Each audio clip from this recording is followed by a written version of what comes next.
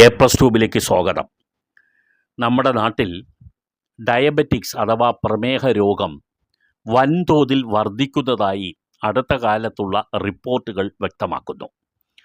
ഇപ്പോൾ പ്രമേഹ രോഗികളുടെ തലസ്ഥാനം ഇന്ത്യയിൽ കേരളമാണ് എന്നുള്ള സ്ഥിതിയിലേക്ക് കാര്യങ്ങൾ വന്നെത്തിയിരിക്കുന്നു. ജീവിതശൈലി രോഗമായി ഈ ഡയബറ്റിക്സ് പ്രഖ്യാപിച്ചിട്ടുണ്ട്. ഈ ജീവിതശൈലിയിൽ വന്നിട്ടുള്ള വ്യതിയാനങ്ങളാണ് ഈ രോഗത്തിൻ്റെ അടിസ്ഥാന കാരണമാണ് എന്ന് പറയുന്നുണ്ടെങ്കിലും അജ്ഞാതമായ പല കാരണങ്ങളാലും പ്രമേഹ ബാധിതരുടെ എണ്ണം നമ്മുടെ നാട്ടിൽ കൂടി വരികയാണ്. ഇതിനോടൊപ്പം ചേർത്ത് വായിക്കേണ്ട ഒരു വിഷയമാണ് നിങ്ങളുടെ ശ്രദ്ധയിൽപ്പെടുത്തുന്നത്. ഈ പ്രമേഹ ബാധിതരിൽ 86% പേർക്കും ആങ്സൈറ്റി അഥവാ ഉത്കണ്ഠ, ഡിപ്രഷൻ അഥവാ വിഷാദം തുടങ്ങിയ മാനസിക പ്രശ്നങ്ങൾ ഉണ്ടാകുന്നതായിട്ടാണ് ഏറ്റവും ഒടുവിലത്തെ ഒരു സ്റ്റഡി റിപ്പോർട്ടിൽ കാണുന്നത്. ഇതിനായുള്ള സർവേ നടത്തിയത് ഇൻ്റർനാഷണൽ ഡയബറ്റിസ് ഫെഡറേഷനാണ്. ലോക ഡയബറ്റിക് ദിനത്തോടനുബന്ധിച്ച് നടത്തിയ ഈ സർവേയിലാണ് ഈ റിപ്പോർട്ട് വന്നിട്ടുള്ളത്. അത് ഇന്ത്യയുടെ കാര്യം മാത്രമായിട്ടല്ല ഈ സർവേ നടത്തിയത്. 7 രാജ്യങ്ങളിൽ നടത്തിയ സർവേയിലാണ് ഈ വെളിപ്പെടുത്തൽ ഉണ്ടായിട്ടുള്ളത്. ഈ വെളിപ്പെടുത്തലിൽ പറയുന്നത്, ഈ പ്രമേഹം എന്ന് പറയുന്ന രോഗം വന്നു കഴിഞ്ഞാൽ അത് ഉണ്ടാക്കുന്ന പ്രശ്നങ്ങളാണ് പലരെയും വ്യാകുലരാക്കുന്നത്. രക്തത്തിലെ പഞ്ചസാരയുടെ അളവ് നിയന്ത്രിക്കാനുള്ള ബുദ്ധിമുട്ട് പലരെയും അലട്ടുന്നുണ്ട്.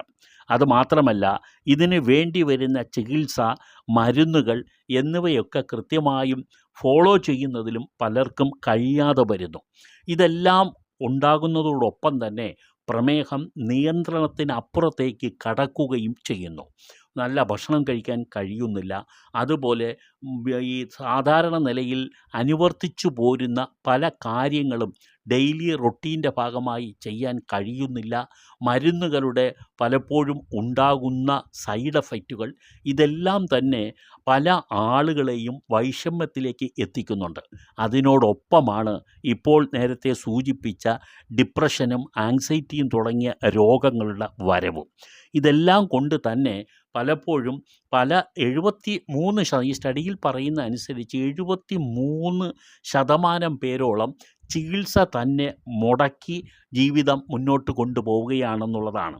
കാരണം അവർക്ക് ഈ പലതരത്തിലുള്ള ചികിത്സാ രീതികളോട് പൊരുത്തപ്പെട്ടു പോകാനും ഭക്ഷണ നിയന്ത്രണം അനുവർത്തിക്കാനും കഴിയാതെ വരുന്ന സാഹചര്യത്തിലാണ് വരുന്നിടത്ത് വെച്ച് കാണാം എന്നുള്ള ഒരു തീരുമാനത്തിൽ അവർ ചികിത്സ മുടക്കുന്നത്. ചികിത്സയ്ക്ക് ഇപ്പോൾ മുൻകാലത്തെ അപേക്ഷിച്ച് വലിയ തുക നൽകേണ്ടി വരുന്നു. ഡയബറ്റിക്കിന് വേണ്ടിയുള്ള ടാബ്ലറ്റുകളായാലും ഇൻസുലിൻ ആയാലും ക്രമാതീതമായ വില വർധനവ് ആ രംഗത്ത് വന്നിട്ടുണ്ട്. മാത്രമല്ല, മുൻപ് 50 വയസ്സ് 60 വയസ്സ് കഴിഞ്ഞവർക്ക് മാത്രം വന്നുകൊണ്ടിരിക്കുന്ന ഈ ഡയബറ്റീസ് ഇപ്പം ചെറുപ്പക്കാരിലും വന്നു തുടങ്ങിയിരിക്കുന്നു എന്നുള്ളതാണ് വാർത്തകൾ.